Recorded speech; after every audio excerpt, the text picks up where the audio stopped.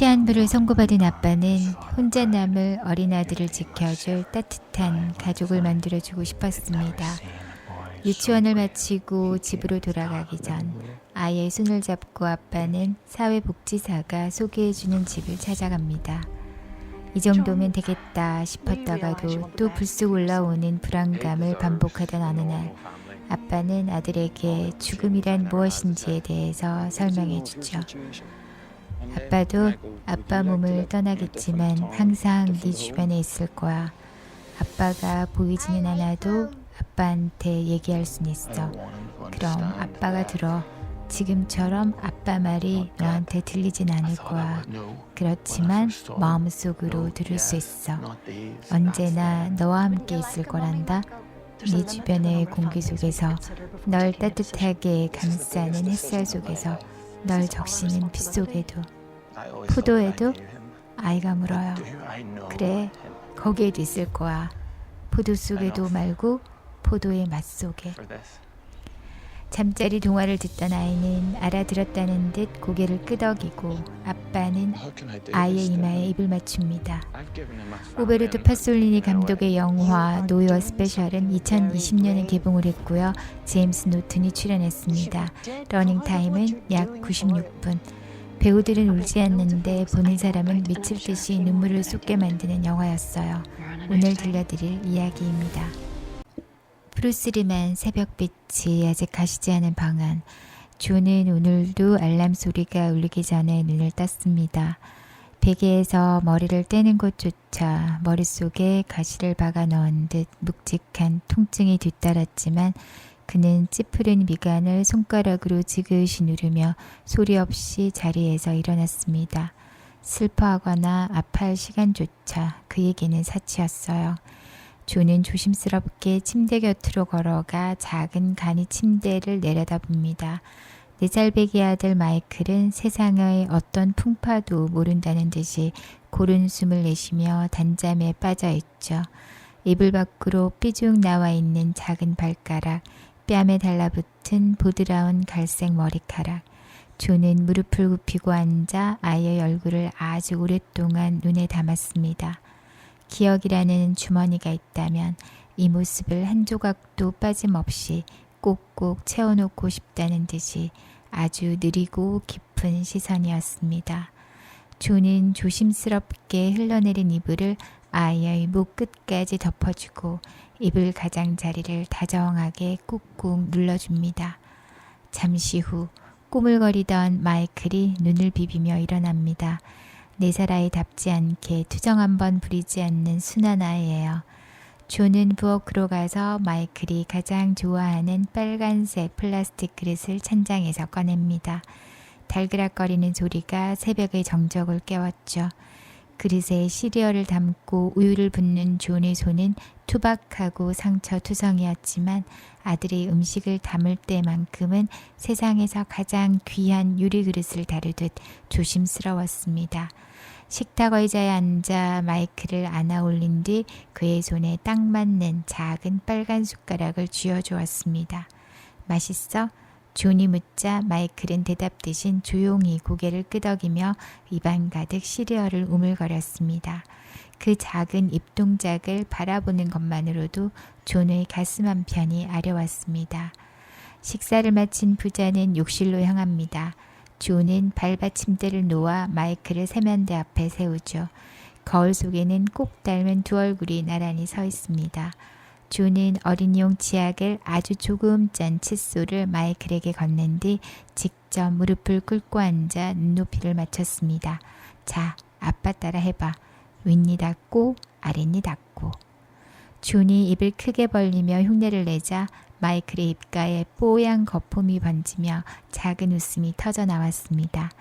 양치가 끝나고 하얀 수건으로 아이의 입가를 정성스럽게 닦아줄 때 존의 손끝에 닿는 아이의 살결은 너무나 따뜻하고 부드러워서 오히려 아빠의 마음을 시리게 만들었습니다. 다시 방으로 돌아와 아들과 아빠는 외출 준비를 시작합니다. 마이클의 아주 작은 양말을 발가락 하나하나에 맞추어 신기고 운동화 끈을 단단히 묶어주는 존의 움직임은 느리지만 정성스러웠습니다. 마지막으로 존은 부드러운 소를 들어 마이클의 흐트러진 머리카락을 쓸어내렸습니다. 머리칼 한 올 한 올을 정돈하는 이 사소한 일과는 마치 세상에 대고 내 아들은 이렇게나 아낌없이 사랑받는 아이입니다 라고 소리 없이 외치는 존만의 거룩한 의식과도 같았습니다. 마이클을 유치원 버스에 태워보낸 뒤 아빠 존은 자신의 낡은 트럭에 올라섭니다. 그의 일터는 매일같이 바뀌는 낯선 이들의 집 앞마당이었는데요. 존은 차갑고 무거운 알루미늄 사다리를 꺼내서 남의 집 외벽에 기대어 놓습니다. 양동이에 세제를 풀고 스퀴즈를 댄 채 그는 사다리를 한 칸씩 밟고 올라갑니다. 머릿속에 종양이 신경을 누를 때마다 눈앞이 핑 돌고 사다리가 사정없이 흔들렸지만 존은 이빨을 악물고 사다리를 꽉 붙잡았습니다. 아직은 쓰러질 수 없었습니다. 창문에 거품을 칠하고 스퀴지로 부드럽게 쓸어내릴 때마다 뿌연 먼지가 거치며 투명한 유리가 드러납니다. 그리고 그 유리창 너머로 존이 더 이상 가질 수 없고 이제는 영영 누릴 수도 없는 남들의 평범한 일상이 비쳐 보였습니다. 어느 중산층 가정의 2층 거실 아니었어요. 햇살이 가득 쏟아지는 방 안에서 한 어머니가 아이를 품에 안고 비행기 놀이를 해주며 환하게 웃고 있었고 그 옆에서는 아버지가 다정한 눈빛으로 그 모습을 지켜보고 있었습니다. 존은 유리창을 닦던 손을 멈추고 멍하니 그 풍경을 바라봅니다. 부연 창문을 깨끗이 닦아 남들의 행복을 더 선명하게 만들어주는 것이 그의 일이었지만 그 투명해진 유리창 위로 사다리에 외롭게 매달려 있는 자신의 초췌한 실루엣이 겹쳐 보일 때면 걷잡을 수 없는 쓸쓸함이 밀려왔습니다. 존은 마른 침을 삼키며 다시 손을 움직입니다. 깨끗해진 창문 너머의 행복을 마이클에게도 꼭 안겨주겠노라 다짐하며 그는 지독한 두통을 견뎌내고 있었습니다. 그날 이후로 아빠와 아들의 오후는 조금 기묘한 소풍으로 채워지기 시작합니다. 4살배기 마이클은 예쁜 셔츠를 차려입고 아빠 손을 잡은 채 낯선 사람들의 집을 방문하는 이 일과가 그저 새로운 놀이인 줄만 알았죠. 아빠의 곁에는 늘 안쓰러운 눈빛으로 서류 가방을 꼭 쥔 사회복지사 쇼나가 동행하고 있습니다. 그들의 첫 번째 목적지는 교회의 호젓한 숲속에 자리한 거대한 저택이었습니다. 높은 대문을 지나 정성스럽게 가꾼 정원을 걸어 들어갈 때부터 존은 자신의 달아빠진 구두굽 소리가 유난히 크게 들리는 것 같아 위축되었죠. 문을 열고 나온 부부는 눈이 부실 정도로 단정하고 기품이 넘쳤습니다. 거실 한편에는 마이클이 평소에는 구경조차 해보지 못한 고급 목재 장난감과 값비싼 동화책들이 가득 쌓여 있습니다. 부부는 마이클을 보자마자 아주 세련되고 다정한 미소를 지으며 환대합니다. 마이클이 우리 집에 온다면 이 지역에서 가장 명문인 사립 유치원에 보낼 생각이에요. 승마나 바이올린 같은 교육도 아낌없이 지원해 줄 수 있고요. 남편이 자신만만한 목소리로 말하는 동안 아내는 마이클의 머리를 부드럽게 쓰다듬었습니다. 경제적으로는 더할 나위 없이 완벽한 아빠 존이 평생 일해도 마이클에게 쥐어줄 수 없는 물질적 풍요가 그 거실 안에 가득했어요. 하지만 존은 소파에 꼿꼿이 앉아 차를 마시며 가슴 한구석이 덜컥 내려앉는 기분을 느꼈습니다. 부부의 눈빛은 따뜻했지만 그들의 시선은 마이클이라는 한 아이의 영혼을 바라보기보다 자신들이 채워 넣어야 할 완벽한 가정이라는 그림의 마지막 퍼즐 조각을 감상하는 듯한 차가움이 서려 있었거든요. 마이클이 조금이라도 실수하거나 바닥에 과자 부스러기를 흘릴까봐 안절부절 못하는 아내의 미묘한 시선 끝을 존은 놓치지 않았습니다. 혹시 아이가 나중에 자라서 남편이 마이클이 정원에 나간 사이 조심스럽게 목소리를 낮추며 존에게 물었습니다. 친아버지를 기억하고 싶어 하거나 물어본다면 우리가 어떤 사람으로 기억해 주길 바라나요? 존은 잠시 찻잔을 내려다보았습니다. 그의 머릿속에서 수만 가지 생각이 스쳐 지나갔지만 입술을 비집고 나온 대답은 지극히 덤덤했습니다. 그냥 유리창을 닦던 사람이라고 해주세요. 그것은 스스로를 깎아내리는 체념이 아니라 자신이 떠난 뒤 마이클이 새 부모에게 온전한 사랑을 받는데 혹여나 방해가 되지 않기를 바라는 아버지의 처절한 배려였습니다. 두 번째로 찾아간 집은 전혀 다른 풍경이었습니다. 문을 열자마자 사방에서 뛰어다니는 아이들의 비명과 웃음소리가 정신없이 고막을 때렸어요. 거실 바닥은 팽이와 플라스틱 인형들로 발 디딜 틈이 없었고 부엌에서는 무언가 타들어가는 냄새가 났습니다. 그곳은 이미 여러 명의 친자녀와 입양아, 위탁아동들을 한데 모아 키우고 있는 억척스럽고 에너지 넘치는 부부의 집이었죠. 땀을 뻘뻘 흘리며 손님들을 맞이한 아내는 호탕하게 웃으며 마이클에게 다가왔습니다. 우리 집은 하루도 조용할 날이 없어요. 하지만 외로울 틈은 절대 없죠. 마이클도 금방 우리 애들과 함께 형제처럼 어울려 지내게 될 거예요. 마이클은 낯선 환경과 쏟아지는 형들의 관심에 겁을 먹었는지 슬그머니 존의 바지가랑이를 붙잡고 그의 등 뒤로 숨어버렸습니다. 존은 등 뒤로 느껴지는 아이의 작은 온기를 느끼며 부부의 모습을 바라보았죠. 이곳에 온다면 마이클이 외롭지는 않겠지만 워낙 내성적이고 조용한 성격의 아이가 이 거대한 무리 속에서 상처받지 않고 온전한 보살핌을 받을 수 있을지 확신이 서지 않았습니다. 모든 아이에게 공평하게 나누어 주느라 아주 얇아져 버린 부모의 관심 속에서 마이클이 아빠를 잃은 슬픔을 홀로 사겨야 할지도 모른다는 생각에 존의 마음은 무겁게 가라앉았습니다. 그 다음 주에 만난 사람은 홀로 사는 미혼모였습니다. 넓은 임대 아파트에 아기자기하게 꾸며진 그녀의 집은 소박하지만 온기가 가득했어요. 여자는 오랫동안 아이를 간절히 원했지만 가질 수 없었던 슬픈 사연을 털어놓았습니다. 저는 경제적으로 아주 풍족하지는 않아요. 하지만 제 모든 시간과 온 정성을 다해 마이클을 제 친자식처럼 사랑해 줄 자신은 있답니다. 오직 이 아이 하나만을 바라보면서요. 그녀의 눈빛은 거짓없는 진실함으로 반짝였고 마이클을 바라보는 손길 역시 조심스럽고 따뜻했습니다. 존은 그녀에게서 묘한 동질감을 느꼈습니다. 홀로 아이를 지켜내기 위해 오래 외로운 싸움을 벌여야 했던 자신의 삶이 오버랩되었기 때문입니다. 하지만 바로 그 점이 존의 발목을 잡았습니다. 싱글 부모가 짊어져야 하는 삶의 고단함, 아플 때 기댈 곳 하나 없는 지독한 고독, 그리고 경제적인 불안정함을 존은 뼈저리게 알고 있었습니다. 자신이 겪은 그 험난한 위기를 마이클에게 또다시 걷게 하고 싶지 않았던 거죠. 자신이 떠나더라도 마이클에게는 넘어질 때 양옆에서 붙잡아줄 수 있는 단단한 두 개의 기둥, 즉 엄마와 아빠라는 울타리를 선물하고 싶었죠. 돌아오는 길 낡은 트럭의 운전대를 잡은 존의 손이 가늘게 떨렸습니다. 조수석에 앉은 마이클은 아빠가 사준 사탕을 입에 문 채 창밖으로 흘러가는 풍경을 멍하니 바라보고 있었죠. 세상에 완벽한 부모란 존재하는 걸까? 내 아들에게 가장 좋은 것은 무엇일까? 생각에 생각이 꼬리를 물 때마다 머릿속의 종양은 잔인하게 신경을 조여왔고 사방이 꽉 막힌 벽 속에 갇힌 듯한 절망감이 존의 숨통을 막아버렸습니다. 소풍과도 같았던 낯선 방문들이 반복될수록 정작 아빠 존의 안을 채워가는 것은 확신이 아닌 짙은 그림자였습니다. 계절은 야금야금 가을의 초입을 향해 걸어가고 있었고 그 속도보다 존의 병세가 악화되는 속도가 훨씬 더 빨랐습니다. 어느 날 아침 여느 때처럼 마이클의 유치원 가방을 챙기던 존은 갑자기 손끝의 감각이 마비되는 것을 느꼈습니다. 쥐고 있던 물통이 힘없이 바닥으로 떨어지며 둔탁한 소리를 냈어요. 쏟아진 물을 닦으려 엎드렸지만 머릿속에서 예리한 바늘로 뇌를 헤집는 듯한 극심한 통증이 몰려왔습니다. 순간적으로 눈앞이 암전되며 존은 거실 바닥에 무릎을 꿇고 주저앉았습니다. 아빠? 방에서 장난감을 만지던 마이클이 소리를 듣고 쪼르르 달려와 존의 소매자락을 잡아당겼습니다. 마이클의 까맣고 순수한 눈동자에는 어렴풋한 불안감이 서려 있었고요.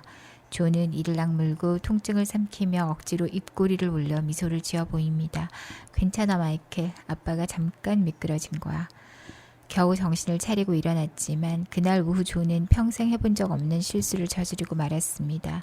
유치원 하원 시간이 1시간이나 지난 뒤에야 멍하니 침대에 누워있다가 소스라치게 놀라 깨어난 것입니다. 허겁지겁 트럭을 몰고 유치원으로 달려갔을 때 텅 빈 교실 한 구석에 선생님의 손을 잡고 앉아있던 마이클은 아빠를 보자마자 참았던 울음을 터뜨리며 품으로 아이를 꼭 안아주는 존의 가슴은 불타는 것처럼 아팠습니다. 머릿속에 시한폭탄이 언제 터질지 모른다는 조급함이 아빠의 영혼을 갉아먹기 시작했습니다. 이틀 뒤 길을 걷던 마이클이 길가에 덩그러니 쓰러져 있는 죽은 딱정벌레 한 마리를 발견합니다. 마이클은 가던 길을 멈추고 쪼그리고 앉아 나뭇가지로 벌레를 톡톡 건드려 보았습니다. 벌레는 아무런 미동도 하지 않았죠. 아빠, 얘는 왜 안 움직여?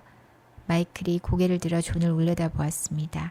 존은 마이클의 곁에 함께 무릎을 굽히고 앉아 올 것이 왔다는 생각에 가슴을 무겁게 짓눌렀습니다. 이 벌레는 죽은 거야, 마이클. 죽는 게 뭔데? 아들의 너무나 순수해서 잔인한 질문에 존은 순간 숨이 막혔죠. 그는 잠시 거친 숨을 고른 뒤 4살배기 아이가 이해할 수 있는 가장 슬프고 고요한 언어를 골라 입을 열었습니다. 죽는 건 말이지. 더 이상 움직이지 못하고 맛있는 것도 먹지 못하고 아빠랑 소풍을 가지도 못하는 거야. 그냥 아주 깊은 잠에 드는 것과 같아. 그럼 언제 깨어나? 깨어나지 않아. 하지만 아주 편안한 곳으로 가는 거란다. 마이클은 이해한 듯 만듯한 표정으로 죽은 벌레를 가만히 응시하다가 이내 존의 손을 꼭 쥐었습니다. 존은 마이클의 작은 손을 쥔 손에 조금 더 힘을 주었죠. 아들에게 자신이 곧 저 벌레처럼 움직이지 못하게 될 거라는 사실을, 그리고 다시는 깨어나지 못할 거라는 진실을 차마 말할 용기가 나지 않았습니다. 그 주말 유치원 가방에 달아줄 새 장난감 트럭을 고르기 위해 들른 마트에서도 마이클은 유독 아빠의 곁에서 떨어지지 않으려 떼를 썼습니다. 평소에는 고집 한번 부리지 않던 아이가 붉은색 소방차 장난감을 손에 쥐고 꼭 사고 싶다며 눈물을 글썽였습니다. 집으로 돌아와 침대에 나란히 누워 동화책을 읽어주는 밤, 존은 마이클의 부드러운 머리카락을 쓸어내리며 속삭였습니다. 마이클, 아빠가 없어도 늘 착한 아이로 지내야 해. 알았지? 마이클은 장난감 소방차를 품에 안은 채 아빠의 품으로 파고들며 조용히 고개를 끄덕였습니다. 어둠이 짙게 내려앉은 방 안, 존은 까만 천장을 바라보며 눈물을 흘렸습니다. 흐르는 시간은 야속하리만큼 빨랐고 아들에게 남겨줄 수 있는 것은 고작 장난감 소방차 한 대와 지키지 못할 약속뿐이라는 사실이 존의 심장을 갈갈이 찢어놓고 있었습니다. 유치원 지각 소동이 있은 후 존의 하루는 더 이상 이전과 같지 않았습니다. 매일 아침 거울을 보며 칫솔질을 하던 세면대 앞, 존은 거울 속에 자신을 바라보며 마른 침을 삼켰습니다. 한쪽 눈꺼풀이 미세하게 파르르 떨리고 있었어요. 뇌 속의 종양이 지배력을 넓혀가고 있다는 잔인한 신호였습니다. 이제 존은 자신의 남은 인생을 정리해야만 했습니다. 그는 자식처럼 아끼던 낡은 트럭과 평생의 생계수단이었던 창문 청소 장비들을 다른 사람에게 넘기기로 결심합니다. 장비를 사러 온 사내와 트럭 앞에 선 존의 손에는 작고 낡은 수첩 하나가 들려 있었습니다. 존은 그 수첩을 사내에게 건넸습니다. 수첩 장마다 빼곡하게 적힌 글씨들은 존이 평생 동안 닦아온 고객들의 비밀스러운 지도이자 그의 삶 그 자체였죠. 여기 22번지 할머니 댁은 창문을 닦을 때 화단에 있는 장미 넝쿨이 다치지 않게 조심해야 합니다. 그리고 저기 길모퉁이 4층 집은 월요일 아침에는 교대 근무를 마친 남편이 자고 있으니까 벨을 누르지 말고 옆문으로 들어가세요. 사내는 그저 유리가 잘 닦이는 요령이나 적혀있을 줄 알았던 수첩을 넘겨보며 멍한 표정을 지었습니다. 창문 청소부는 그저 유리를 깨끗하게 만드는 기계 같은 사람이 아니라 그 유리창 너머에 사는 사람들의 매일을 염려하고 지켜보던 다정한 이웃이었던 거죠. 존은 수첩을 넘겨주고 돌아서며 마치 자신의 조각을 하나씩 떼어놔 버리는 듯한 가벼운 현기증을 느꼈습니다. 그 무렵 사회복지사 시오나는 존에게 조심스럽게 한 장의 서류를 내밀었습니다. 러시아로 떠나 소식이 끊겨버린 마이클의 친엄마를 찾는 일에 대한 제안이었죠. 존은 서류를 멍하니 내려다보았습니다. 아주 잠깐 아이를 낳고 몇 달 되지 않아 가차없이 자신들을 버리고 떠났던 아내의 차가운 뒷모습이 머릿속을 스쳐 지나갔습니다. 그 여자에게 마이클을 맡길 수 있을까? 분노와 원망 그리고 일말의 기대감이 교차합니다. 하지만 존은 이내 고개를 나직이 저었습니다. 한번 떠난 사람은 다시 돌아와도 마이클의 슬픔을 안아줄 수 없을 것 같았어요. 대신 존은 옷장 깊숙한 곳에서 낡은 상자를 꺼냈습니다. 그리고 마이클에게 줄 아주 특별한 선물을 준비하기 시작합니다. 입양기관에서 배운 기억 상자였어요. 마이클, 이 상자는 아빠가 너에게 주는 비밀 상자야. 존은 침대 머리맡에 앉아 마이클에게 상자를 보여주었습니다. 4살배기 아들은 새로운 장난감 상자인 줄 알고 눈을 반짝였죠. 존은 상자 안에 가장 먼저 마이클이 갓 태어났을 때 입었던 보드라운 베넷 저고리와 작고 마른 탯줄을 담았습니다. 그리고 주머니에서 종이 몇 장을 꺼냅니다. 그것은 존이 매일 밤 손가락이 마비되어 연필을 쥐기조차 힘든 고통을 참아가며 꾹꾹 눌러 쓴 편지들이었습니다. 편지 봉투 위에는 마이클의 5번째 생일에, 16번째 생일에, 첫사랑을 하게 될 날에 같은 글씨들이 비뚤비뚤하게 적혀 있었습니다. 아들이 자라며 부딪힐 수많은 삶의 모퉁이마다 아빠의 부재가 상처가 되지 않도록 미리 보내는 사랑의 예방접종이었던 거죠. 마지막으로 존은 서랍 가장 안쪽에 숨겨두었던 사진 한 장을 꺼냈습니다. 마이클이 아주 아기였을 때 그들을 떠나기 전 엄마가 아기를 품에 안고 아주 희미하게 웃고 있는 유일한 사진이었습니다. 자신을 버린 여자였지만 훗날 마이클이 자라나 나를 낳아준 엄마는 누구였을까 하며 정체성의 혼란을 겪을 때 자신은 버림받은 아이가 아니라 축복 속에 태어난 아이라는 사실을 알려주고 싶었던 거예요. 존은 쓰라린 감정을 삼키며 그 사진을 기억 상자 가장 아래에 살며시 내려놓았습니다. 상자 뚜껑을 닫는 존의 등 뒤로 방 안 가득 가을의 차가운 달빛이 쓸쓸하게 흘러내리고 있었습니다. 아빠의 시간은 모래시계의 모래알처럼 멈추지 않고 흘러내리고 있었던 거죠. 몸은 하루가 다르게 무거워졌고 이따금 가벼운 산책을 하다가도 한쪽 다리가 마비되어 자리에 주저앉기 일쑤였습니다. 마이클은 그런 아빠를 가만히 바라보다가 작은 손으로 아빠의 바짓가랑이에 묻은 흙을 털어주곤 했습니다. 4살배기 아이는 아무것도 모르는 듯 했지만 아빠의 야위어가는 뺨과 흔들리는 걸음걸이에서 이미 말없는 이별의 공기를 느끼고 있었던 거였죠. 어느 날 오후 존은 마지막으로 한 입양 신청자의 집을 다시 방문하기로 결심합니다. 사실 그녀는 존이 초기에 단번에 거절했던 후보였어요. 홀로 조용히 살아가고 있는 독신 여성인 그녀를 처음 만났을 때 존은 완강하게 고개를 저었죠. 자신이 홀로 마이클을 키우며 겪었던 지독한 외로움과 한부모 가정의 한계를 너무나 잘 알고 있었기에 마이클에게만은 반드시 엄마와 아빠라는 완벽한 울타리를 선물하고 싶었죠.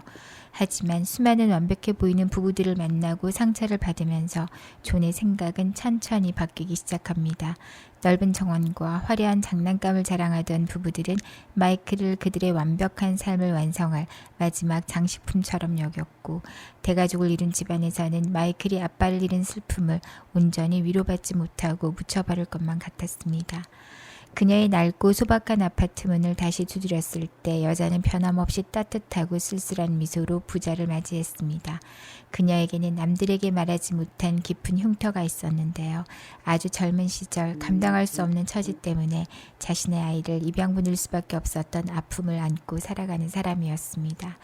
아이를 떠나보낸 어미의 마음이 얼마나 찢어지는지 그리고 남겨진 아이의 마음이 얼마나 외로울지 그녀는 뼈저리게 알고 있었죠.